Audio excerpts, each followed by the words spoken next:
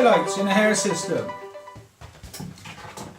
I'm glad I'm doing this vlog because I cricked my neck last night and on the gym and I can't move it. So I thought I'd do highlights so I can sit like this or the vlog.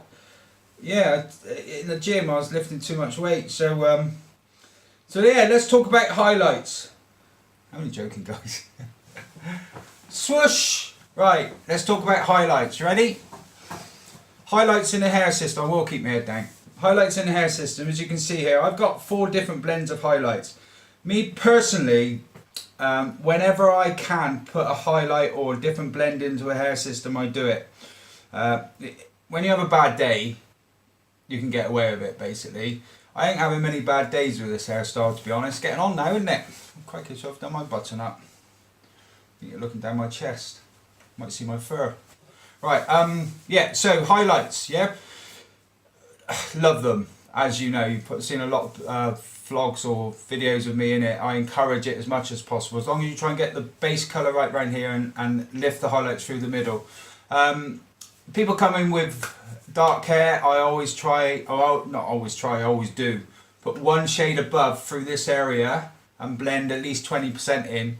Pretty much telling them I'm going to do that, because when people look at you in your eyes and that kind of stuff, and they see different, and they're not really looking at the hair and they see different blends, it agrees with them because the eyebrows, the hair, and maybe the beard, or if you've got some growth, will all be slightly different colour. So if you can put those in for the hair system, not so much around here, right, but through the middle, I think they look absolutely fantastic. I've got this system. I'm going to try and convince the client to give me pictures on this. I don't think he will, so I might. But it's going to look absolutely amazing. He's dark and he's grey, and we're putting streaks in it. So hopefully you can see this. Again, I'm never very good at doing this, am I? I haven't mastered it. Right, so I'll put that up like this, so it just stays there. Stay like that for a bit. It's me, Badger and the Beast, in the vlog room. Right, so you can see that. They're all different blends, yeah? And probably that looks very good at the front as well, in my hairy hand.